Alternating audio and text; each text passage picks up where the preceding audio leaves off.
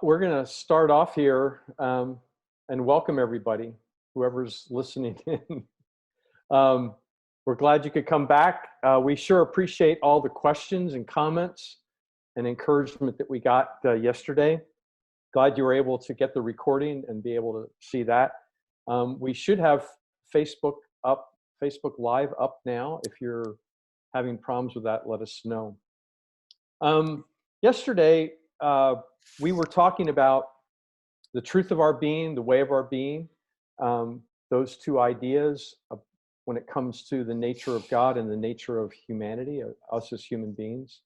And I thought we'd pick up there again with some things that Katie wanted to share. So Katie, why don't you start us off? Well, yesterday when we were talking about, what is the sin nature after all, I'd like to put an idea out there and see what you guys think of this. I know we've talked about it some before, but I tend to think of our sin nature as denying our humanity, denying being created in the image of God. If you think about what happened in the garden, we often interpret that as disobedience, but I think that in their desire to be like God, the flip side of that is not wanting to be human, denying that we are created in the image of God. And I often say we're the only creatures who deny what we're created to be. And I think of the two sides, that there's these two sides to accepting our humanity. And I use these two metaphors. So first of all, going back to the diamond, I talk about the diamond being created in the image of God, that's this beautiful thing that God called very good, that's inside us, no matter whether we know it or not.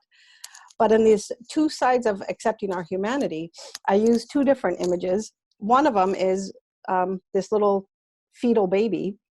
And, not just a cute little baby that's outside of the womb, but a fetal baby in that it's fully dependent, fully finite, fully just weak and incapable of really taking care of itself and being on its own, that we're created for connectedness.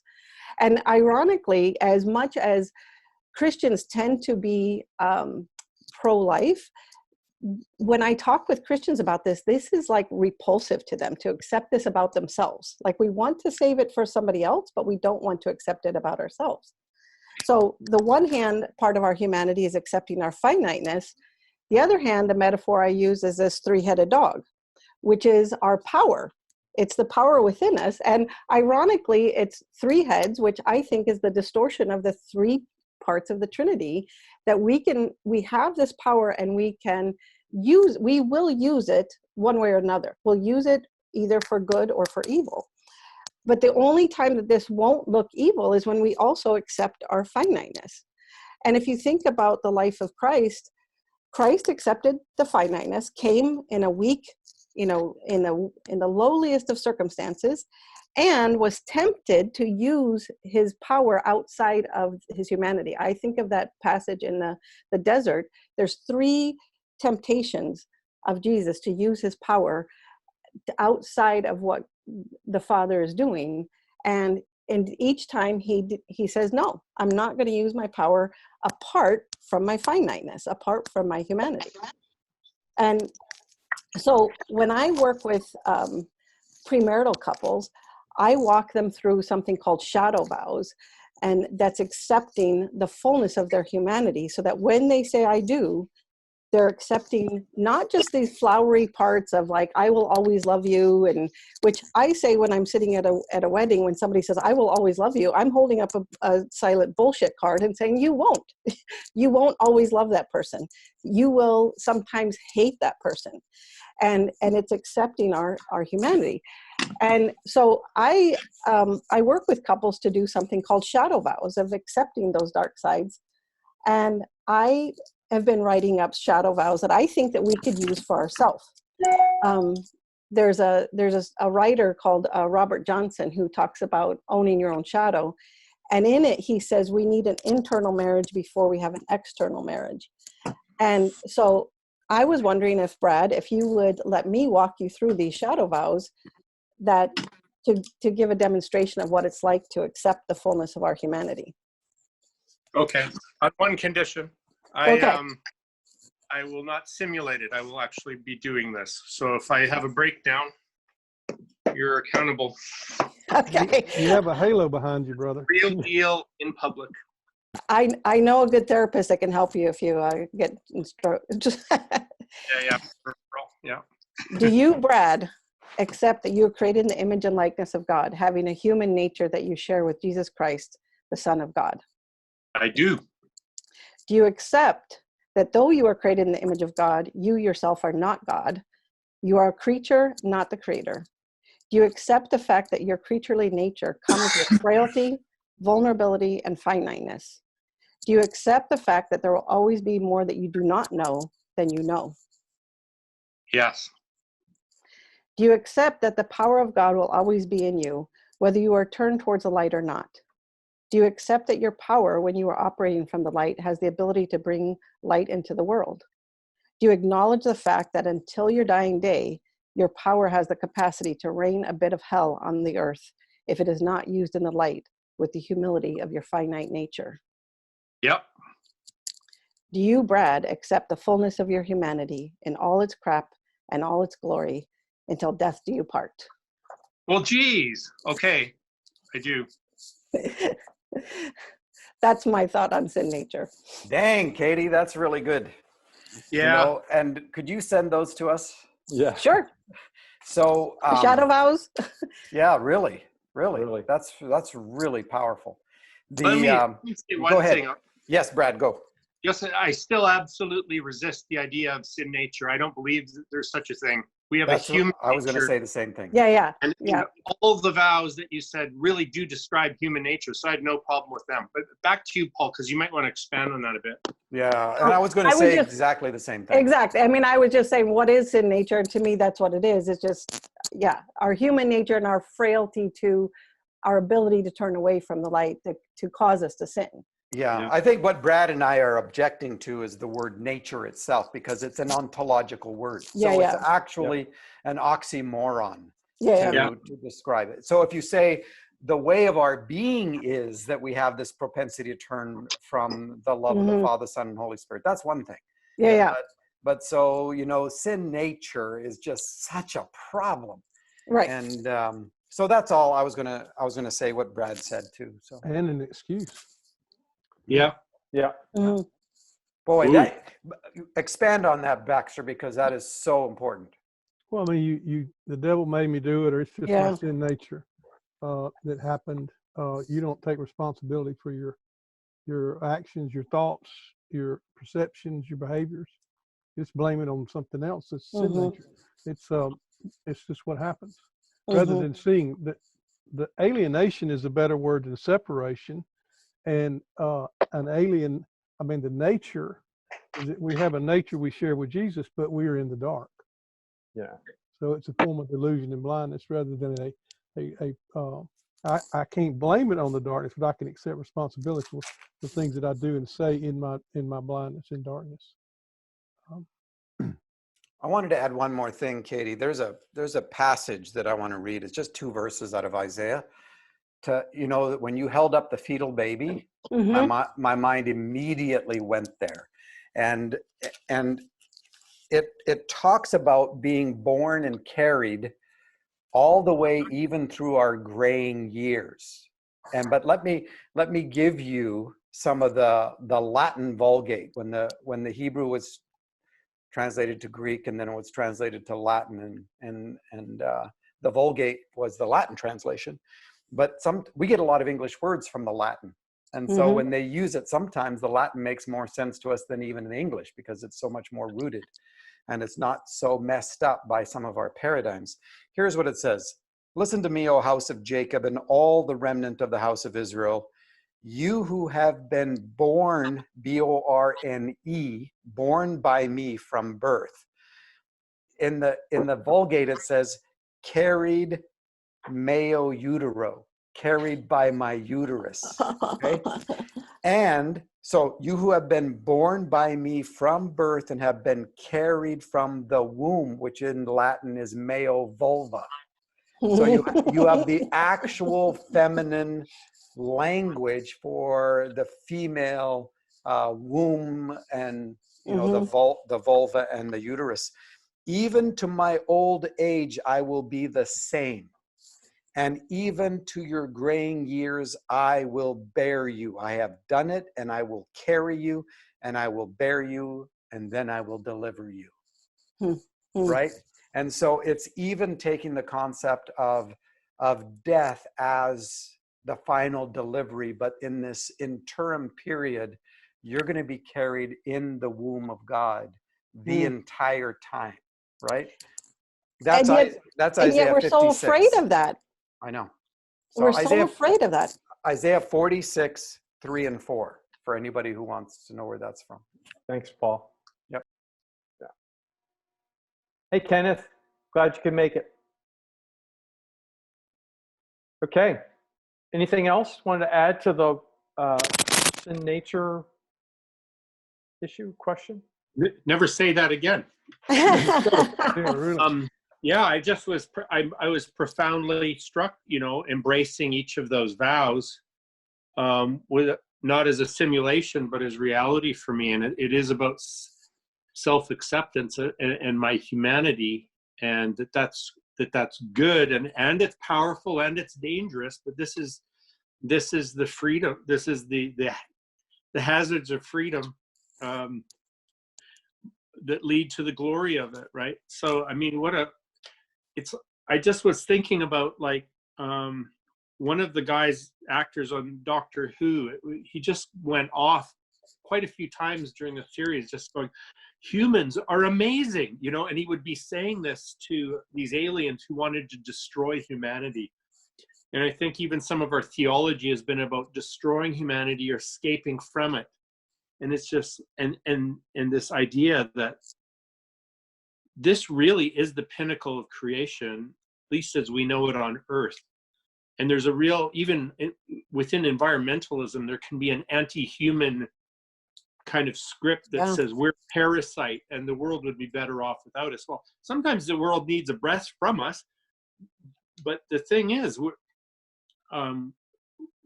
the hinge point between creator and created, in that, you know, Christ has united all that it is to be God and all that it is to be human in himself, and then he's united himself to us in that way to image God in this world. You know, my pets have always been nicer than me, but they can't image God in the world the way I can. And they can't bring hell into the world the way we can. Right. Yeah, we can do both.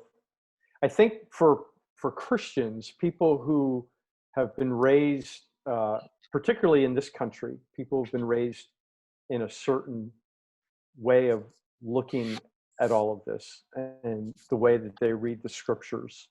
I think it goes back to what we were talking about yesterday, particularly Paul and Baxter, things that you brought up, that they see the fall as fundamentally changing the nature of humanity from good to evil, so that we are no longer good. Yeah. So we're no longer good. We're evil. And how much does it take to change the value of the diamond? Exactly. And so I think if people can grasp that point, then it opens up the freedom to be able to go, okay, where do we go from here? How do I understand my humanity and this one nature that I share with everybody else on the planet? It certainly causes us to look at each other differently. I think better, and I think you guys do too. So. Well, and if we can all accept that innate goodness, and then also our innate weakness and our capacity for evil, like you too might have been the person who sent the Jews to the gas chambers. Like, you know, if you were in that same thing, you have that capacity too. Yeah. Well, in between the truth of our being and our way of being, we've managed to say that it's not a sinful nature, but it is blindness, it is delusion, and that's the world that we grow up in. And it's profound. Yeah, it is delusion. I've come to the conclusion that the right word is delusional. We're unhinged from what is really real, which is the presence, not the absence of the Father, Son, and Spirit. We're learning. We're beginning to see. The light shines in the darkness. Yeah. Just a quick note. I see Joel from Uganda is saying hi, and I just want to say hi to Joel. He's on.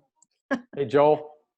Yeah, Glad and to there was have you. somebody else that asked a question that they'd asked yesterday and we didn't address, but I can't see it on my screen because I'm using the iPhone. But I don't know if you've noticed that. Oh, I don't have it in front of me either, Brad. this from Joe. One question is from Joel, and he says, I will once again ask the same question I asked in June last year. When are, all caps, when are you guys thinking about bringing this message to Africa?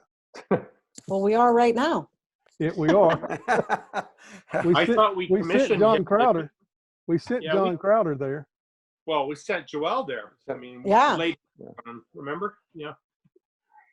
One of the things that came up, Baxter, I'm going to direct this one to you first, and then we can discuss it. Paul brought up the idea of wholeness and holiness, and we had a question about, is there a difference? What's the link between those two? How do we understand that in God, in ourselves, in our experience, as opposed to our ontology? If you might want to make a comment on that.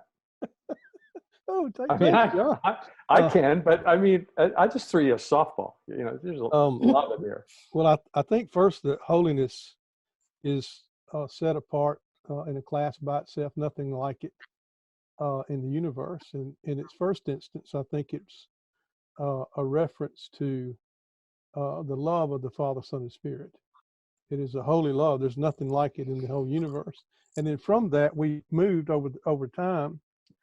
In the West, we've defined holiness not relationally, but legally.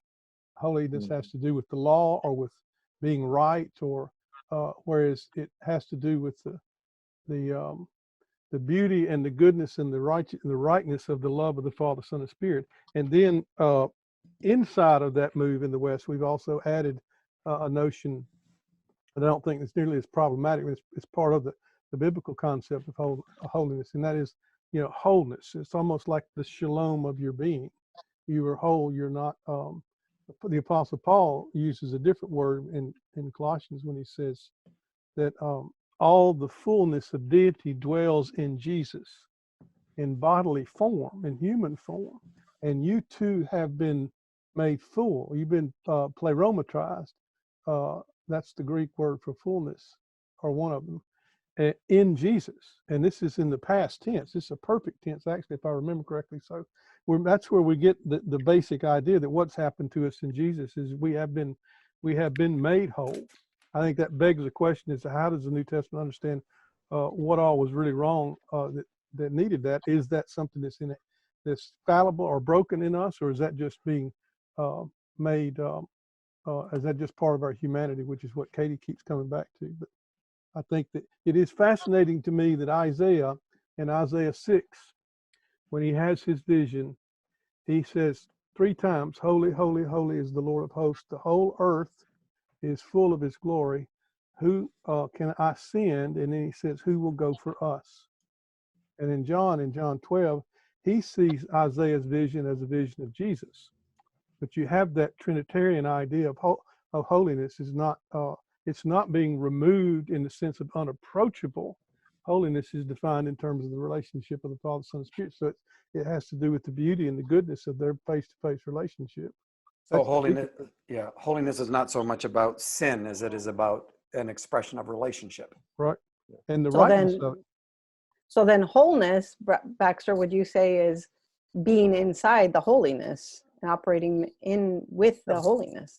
Yeah, that's exactly right. The word fullness came to mind just from Colossians chapter, what is that? Colossians 2. And this is a fundamental shift for many people, dramatically so. Well, the whole thing about what was going on in the early church is that they were beginning to be consciously aware of the need to take ideas that are everyone's fluent with, and in some sense baptize them or remint them or rethink them in the light of the Trinity, rather than just taking over something from Roman law or something from Greek philosophy. There was a concerted effort to think it through. And so what does it mean to be a Trinitarian and use the word holiness? Because holiness is in the Bible. It's a Bible word. but it's even in the Old Testament, it's a relational word, Yeah. And that's key, I think. not Hey, separation. Baxter, so like you mentioned the word fullness, and I've been thinking a lot about how fullness of life is perhaps a really good phrase for what's being offered in the Gospel of John. Like when he says, when Christ talks about eternal life, instead of flipping right away into heaven someday when I die, if you think about it, John 10, life to the full, fullness of life. Now that connects even the salvation project with, here's salvation is to bring you into the wholeness that is fullness of life, where the truth of your being is becoming the way of your being, but also this idea of fullness in terms of loving relationship with Father, Son, and Spirit, rather than just like a transaction that's been accomplished or something. So it seems to me like you could really integrate all of this, what we're talking about, along those lines, especially with John as our mentor. Yeah, Sam was asking on the chat questions about that, Brad, and both you and Baxter talked about this. But a lot of us who grew up the way we did, we didn't see this as a possibility of living this kind of way here. It was always projected into the futuristic heavenly abode. So suddenly, that old phrase, we were so heavenly minded, we were no earthly good. Like we didn't know how to exist on this planet. And as John was saying, this is such a change of perspective that suddenly it makes the world right around us the world in which holiness dwells, or the glory of God is filling up everything. And this is where we actually participate. And now, this Thy changes kingdom everything come, now. thy will be done now. Yeah, exactly. Yeah, it's here. The kingdom's here. Mm. I think, Brad, it comes out for me in particular in John 17, in the conversation Jesus has with the Father. This whole relationality and thinking everything through relationally instead of externally, or some kind of moral code that we have to live up to, which is just very different, which is the way I always was taught to view it. So it's diametrically opposed. I mean, yeah. If God's holiness means he's removed and distant and unapproachable, for us to be holy means we're going to be removed and unapproachable and distant. It's the exact opposite of what it really is. Yeah. Well, Yeah. and think of the impossibility of coming into the presence of God, as if we could be separated from it. But if we think that God's holiness can't handle us and we have to clean ourselves up, but it's the very holiness that will help us to not operate like this three-headed dog, by turning back towards the light, we won't use our power in that kind of way. Well, let's put it a different way. Suppose that we were never ever meant to be holy. We were never meant to be wise. We were never meant to be righteous.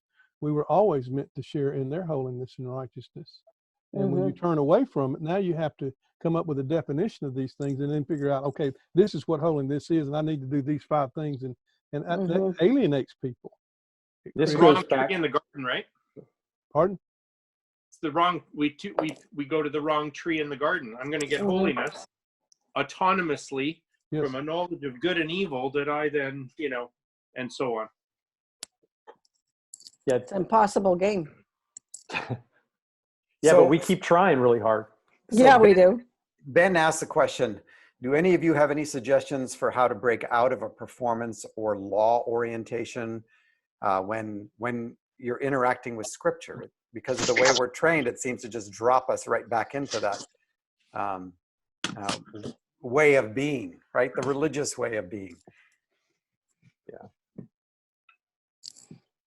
I mean, he could look at the blog post I did on the 3 perspectives on salvation, and a lot of that is about going from transactional, which is I think what he's talking about, quid pro quo Christianity, and shifting it to reciprocal, so that it's a love relationship. But it takes time with that. But it does help to remember that all of God's covenants are about reciprocal relationship. They're not legal contracts. And as soon as you do that, then even the commands stop being threats to you. You know, like Jesus makes commands. What are those? It's like, here's how we're gonna love each other. That's what. It's not like, if you do this thing, I'll love you. You know, it's a subtle but massive shift, really. Yeah, my thought there. You can get a copy of the Mirror Bible too, and read that. He does a pretty good job of delivering us from the evil of transactionalism or externalism and legalism. Yeah, my thought to Ben's question, Paul, is well, in thinking back to the way that I used to think and teach, it's this transaction, this external, was always kind of if I do, then God does. Yeah. Or if I do this, then I grow. But the transformation, it's not a. Okay, who's playing the music? That was the glory of God. And I know that was like a. That was the second eye anointment, boys. You better watch out. It is. It's not a cause and effect relationship. Right. And so if I can begin to think away from that, it's not cause and effect. The growing is in the knowing. The transformation is in the knowing, just like it is with my wife and I. You know, there's not a cause and effect relationship there. As we know each other, transformation happens. So it's relational that way to me. So anyway. There's also another book I've heard about, written by infamous John MacMurray, that would help people make that transition. Yeah. Amen. That's a great bridge book, John. Well done on that, brother. Thanks, ma'am. Okay, Brad, I got a question. We've got tons of questions here, but I have one that I wanted to throw out because it still is about this issue of the nature of humanity. What do we make of Paul's statement of a new creation, of being made new or becoming new in Christ in 2 Corinthians? Can you begin to address that for us? So we can all jump in. No, I think Paul should start. That's so funny.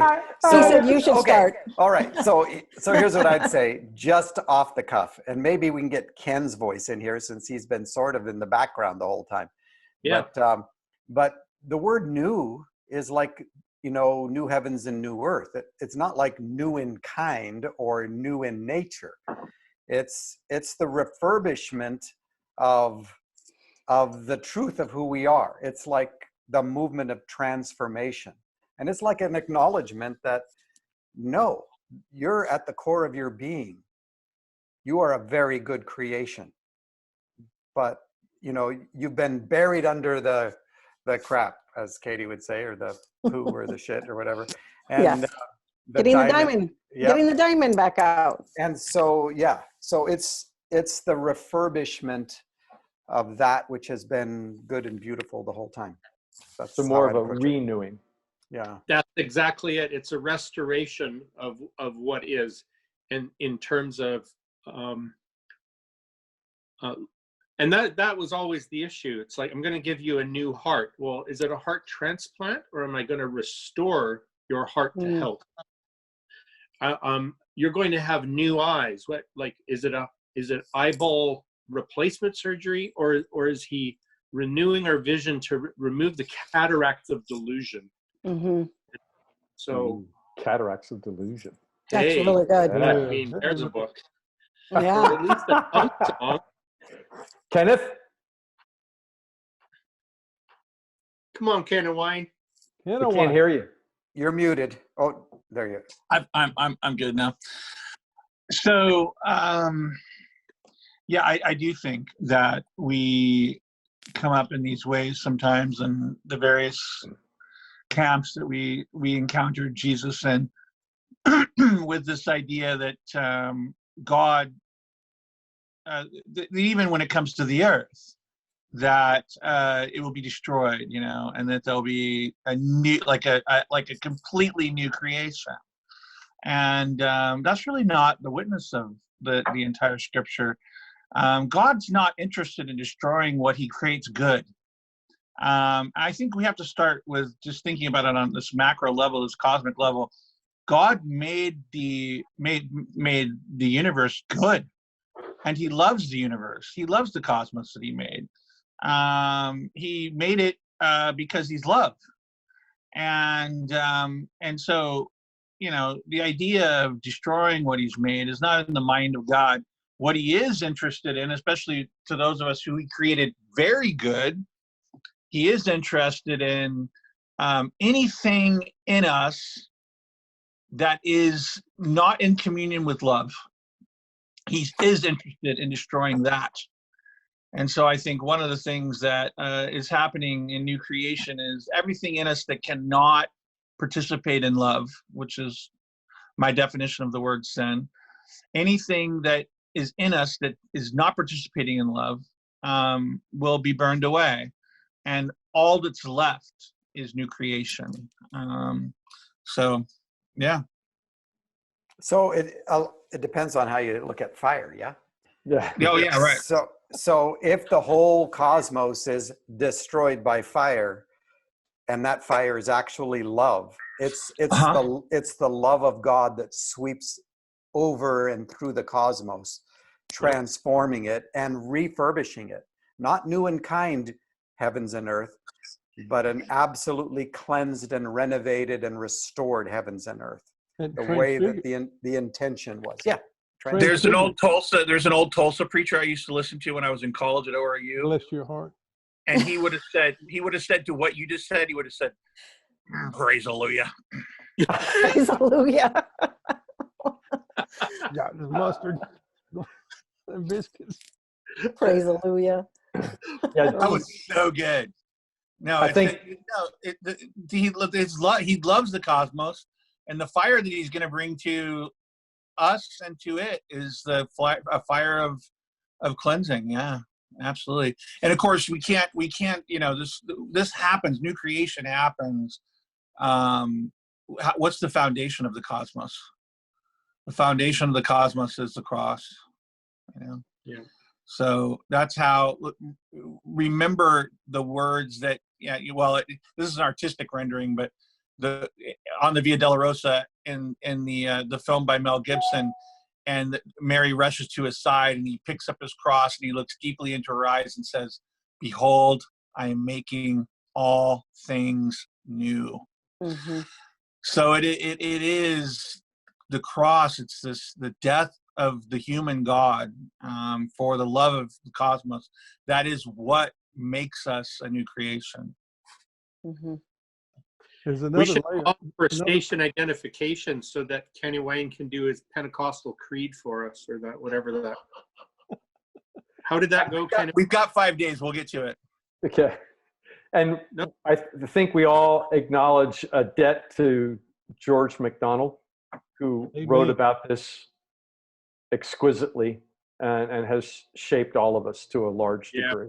I want to add one thing before we move on about the new creation. Now, there's in the scripture, the concept of salvation, it involves a retrospective and a prospective. And in Karl Barth's writings, for example, he talks about Adam and Eve needing to be saved, uses the language needed to be saved before they fell, because the end is not the Garden of Eden. That's the beginning. The ascension of Jesus is the exaltation of the human race. That was always part of the plan. Jesus is not plan B, he's plan A. And Adam and Eve were never meant to ascend into the heavens on their own. That was always put into the hands of Jesus. So there's the retrospective cleansing that happens in our co-crucifixion with Jesus, and then our resurrection and ascension, we are lifted up beyond anything that we could have done in 10 million years on our own. That needs to be a part of the discussion, or at least a note. Always good to end on something light. Paul's in rare form today, man. Baxter, are you saying that the law isn't my way to heaven? Not for you. It is for you, Katie. Go do it. Go. Let us know how it works for you. Yeah. We already know how it works. We've tried, right? Yeah. So Old I'm enough still- and white No, so- enough. always good to end with a theology class right there in 1 minute from Dr. Kruger. Thank you. Thanks, What Doc. do you expect, Yeah, Doc. Doc? Now, anything else, real quick, before we close? We got a couple minutes. Questions? Any more questions? There's a lot of them. Yeah, there's like.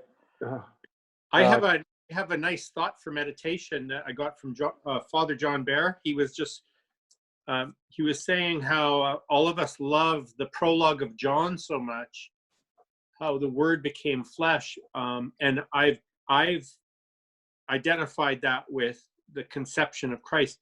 And he said, what if instead of calling it the prologue, we call it the overture?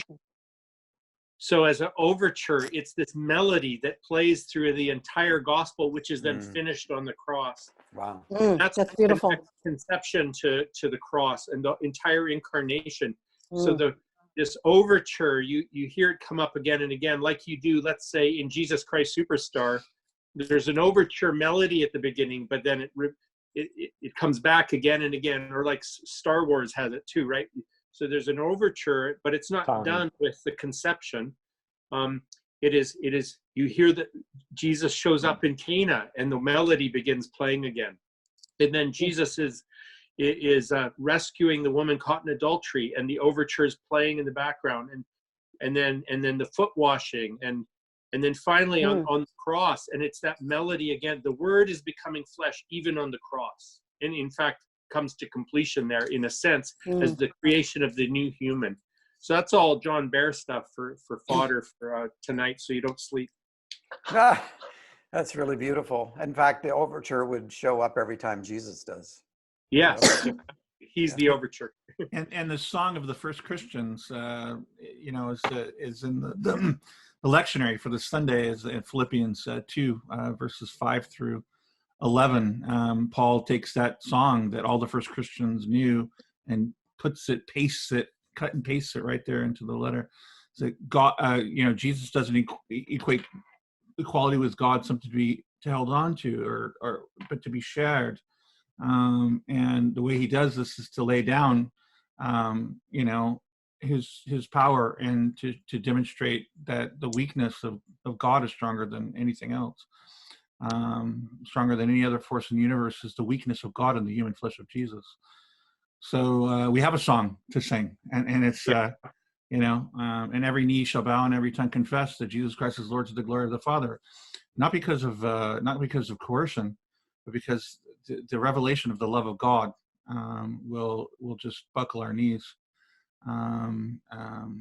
It's going to be something that every human being does, because when we finally see love, we'll embrace it. That's my faith. That's my trust. Okay. You guys, thanks again for being here. And for those of you that have joined us and have been a part of this, we thank you too for coming. We'll be back tomorrow at 1:30. Okay. Thanks. 3:30. 1:30 our time. 3:30 Central Time. Thanks, Baxter. All All right. right. See you guys later. Yeah. Bye. Bye. Bye.